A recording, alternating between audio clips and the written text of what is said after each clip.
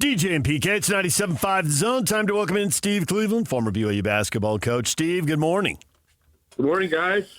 Big game at the Marriott Center. Baylor's coming to town. Just one game in front of the Cougars. I know there have been some disappointing losses and some doubts, but a win tonight, 5-4, tied for fifth in the Big 12. Nice little winning streak building. Everyone will feel pretty good. What's your level of confidence in them getting that done and everybody walking out of the Marriott Center about 9:30 tonight thinking all those things? Well, I think the good news is that the three-point shooting has taken off, and you look at the last game against Cincy, and Saunders goes 5 for 7 from the three. Yegor hit 3 threes, which was, I think, really exciting for BYU fans because he's really struggled with that. It was nice to see that. Baker, Catchings, Nell, your 5 shooters all were on the same night, and that hasn't happened this year. So it's good to see that that's happening. I think what really changes everything is if Yegor is knocking threes down, he becomes a much more formidable opponent. I mean, he is now as a triple threat, and the three-point shot has not been, it just hasn't been happening for him. To see him do that in the flow, I think says a lot for BYU going forward. They've got obviously a big game against Baylor, but I think with the confidence they're having, I like BYU in this game, and I think 1 or 2 weeks ago I would have said that Baylor wins here. But I just think if they can continue shooting the three ball like that, as you mentioned, then you know what, they're 4-4. They're in a situation where they can find themselves in a couple of weeks being in the top 3 or 4 of the league, and I don't think anybody thought that 2 weeks ago. Right. I just wonder, can you keep up that level of shooting, and what can they do if that's not happening to that level? Obviously, you still have the charge of trying to win the ball game. To me, as I've watched, I've come up with a couple of ideas.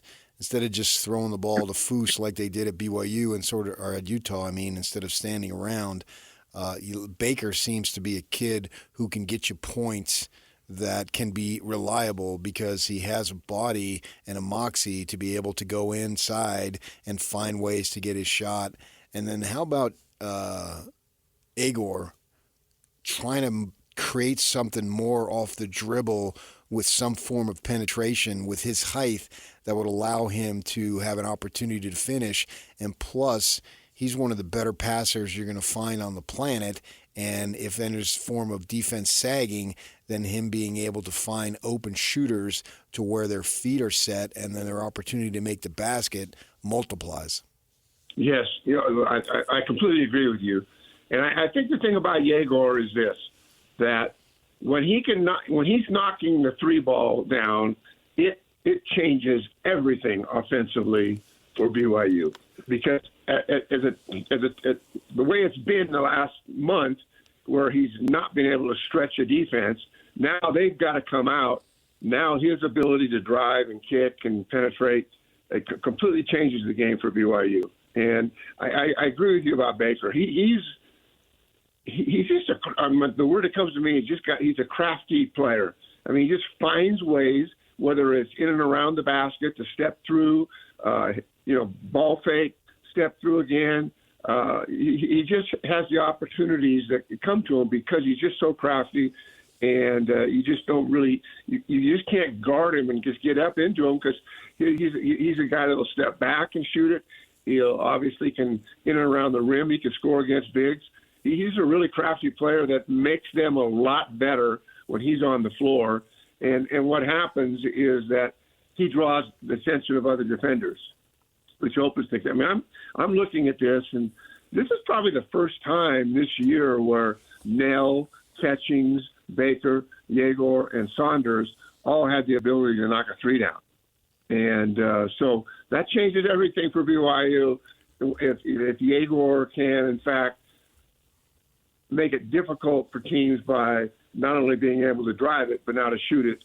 And then with those guys around him, I think BYU becomes a different team. And if this catches on, and tonight they beat Baylor, they've had a chance to maybe finish in the top 3 or 4 of this conference when 2 weeks ago we weren't sure what was going to happen.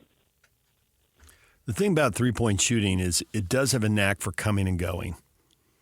Yeah. And Baylor, you would expect to play better defense in Cincinnati. When Egor made the three right before the half and then he made one coming out of the half, it was like Cincinnati just rolled over. There was no fight. We're a bad team. Here we go again, all the cliches, and they get blown out. He's 3 for 5 in 3-point games. He'd been 3 for 32 since he came back. He didn't play for 4 weeks. And since he returned 3 for 32, I'm thinking, okay, he's not a great 3-point shooter. Maybe he's not even a good 3-point shooter or even decent, but he's got to be better than 3 for 32. Do you expect the law of numbers, as Matt Harpering once said, to pay off here with a few more made threes, or they got to get him going? They got to get him going. He didn't take a 2-point shot. I went to the free throw line 7 times, so he got fouled probably going to the hoop. But with his size, don't worry about the three. Just send him to the hoop. Yeah, you know what? I think there's 2 things I like about him. Number one, he can attack, and I think that he's not done that a lot, where he just penetrates and gets to the rim. It'll easily be a pull-up, and typically it'll be a pass out or a kick out to someone. But his ability to knock threes down changes everything for this team, in fact, is that all of a sudden you've got to go out and guard him, and you can't double and triple team other people. So I agree with you. I mean, it's incredible, 3 for 32, and then he has this kind of a game. But I think we all know, we've all played sports, that when it gets going, confidence breeds confidence, and he's got to be a very confident young man right now. It will be interesting to see how Baylor plays him and how they handle this thing. But a win against Baylor, really, I don't know. It's one of those things that They've got to go to UCF on the road. Any game on the road in this league is tough. But they're to beat Baylor. And then they jump right back into the fire pan on the road at UCF, and then having Arizona come. I think February 4th is actually my birthday, but I think that's going to be a real turning point. BYU beats Arizona at home, and now we're talking about BYU being in a position where they might be finishing the top 3 or 4 of the league. So I'm excited to see what might happen. But the big key to all of this is, as was mentioned by both of you, is that Baker's been so solid, and he's just got such a wonderful game that allows others to score as a result of his ability to pass and to penetrate. And if you can get catching on, and all of a sudden he's knocking threes down and Nell's knocking threes down, this becomes a different team if they can find that consistency that they've not had at all during the course of the year. I'm wondering how much this was, to an extent, not necessarily inevitable, but understandable. And what I mean by this is that Kevin Young does a Zoom call on Mondays with the media, and I usually get on, and I believe it was the first Monday of the new year, so it was 3 weeks ago, and he comes on there and he says that on the day before, he went back and looked at every single basket that Dallin Hall had scored last year. And it struck me, well, he probably never saw Dallin Hall play last year. And so he didn't have any form of frame of reference. Like when you took over that BYU team, of course, the team had way less expectations on it and you had way less talent. But you were brand new with them. They were brand new with you. And your entire staff, I don't remember if you had any holdovers. I don't think you did. I thought everybody you brought in was brand new. So there was going to be a get acquainted period, and maybe BYU basketball just needed that inevitably. And now they're coming out of it as the staff becomes more familiar with the players and vice versa and figure out rotations. So we heaped expectations upon them earlier that were unrealistic, and we needed to allow both sides to grow together. Yeah, I completely agree with you. I mean, I think the thing about it is that when they came, when that staff was hired, there were all sorts of expectations, from everyone, just based upon personnel, the fact that we've got an NBA coach coming in. There was a lot of things happening with the monetary side of it, the upside of the basketball, and no matter what happens, there's a learning curve. There's definitely been a learning curve for Kevin Young. I mean, he's had to do things, his staff had to do things differently than they've had. There was a learning curve for them, but I think they're more comfortable now. You can see that in terms of what they do, and certainly when you finally, after half of a season's gone by, you get a good feel for what guys are capable of doing and not doing, and now all of a sudden you start looking at how you're going to attack and how you're going to defend, and you just get more comfortable and confident with just the experiences that you go through. And sometimes losing, I mean, I can remember, obviously it's a pretty unique time when we came to BYU, but I had never experienced losing like that in my life at anything. And it was, it's hard not to deal with and go home and just kind of have it pound you in the head that we got to figure this out. But at the end of the day, it was a struggle, but it made us better coaches. We became way less impatient, and we realized that we got to do this one step at a time. And I don't think there was quite the learning curve, with this staff and this situation, because BYU had a lot of significant success before they got there. But I can still remember, though, the learning curve for us as a staff with players, with those that were returning, and there weren't very many of those. But just with the whole approach to what we were going to do offensively, what we were going to do defensively, and over time, we figured that out. I think Kevin Young, if you were to interview him today, what's been the biggest learning curve for you? What are the things that have surprised you about being here? I think that'd be a great opportunity for him to share that with his community, and that's probably something they'll talk about and reflect about when the season's over. But they certainly, the players and the coaches, there's a connection now that you didn't see a month ago. And I think key to all of that, I think you mentioned it, Baker, how he's really kind of stepped forward and become a significant piece of this puzzle.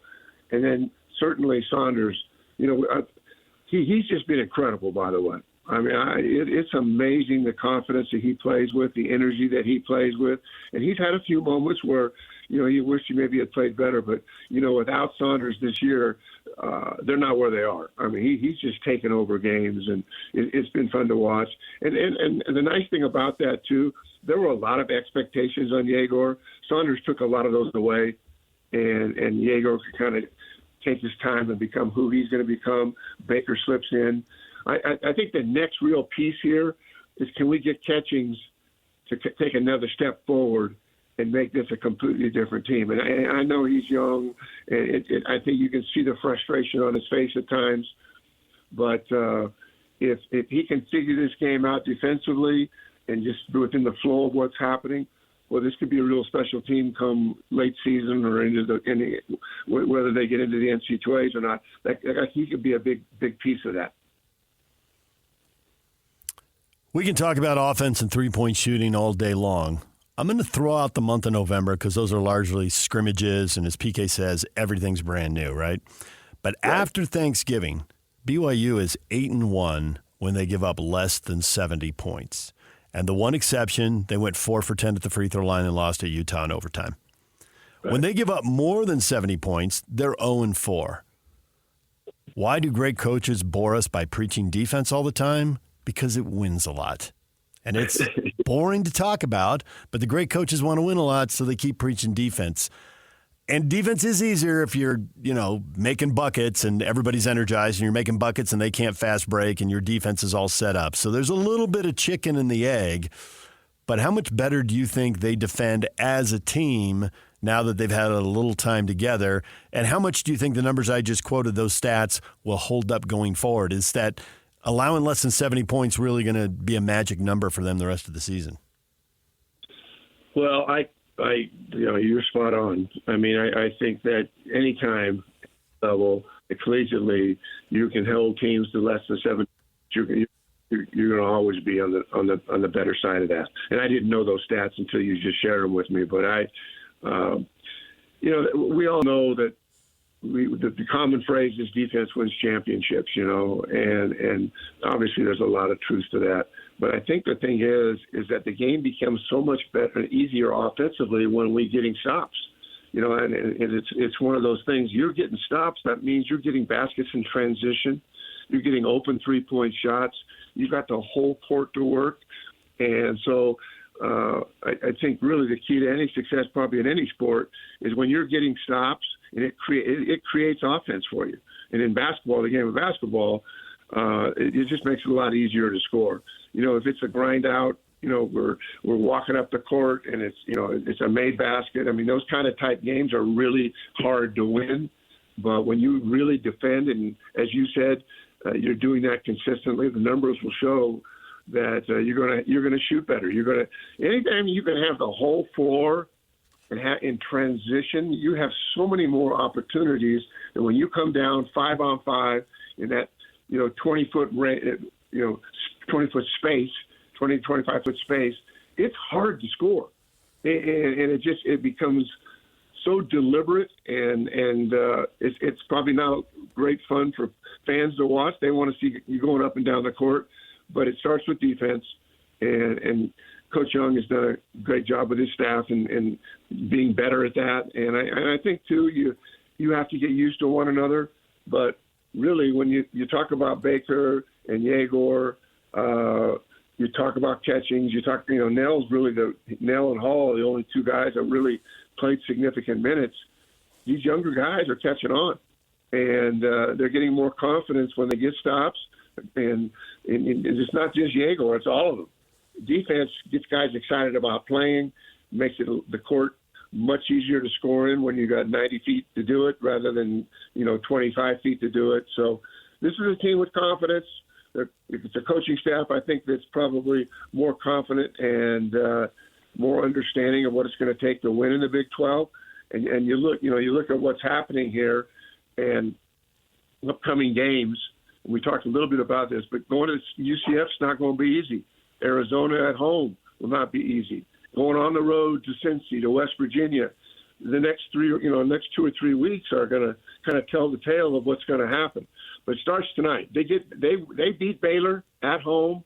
This is going to be a really confident team going on the road, and coming home to Arizona, same thing it applies there as well. So I'm excited about seeing what's happening, and I'm looking forward to the game tonight. In fact.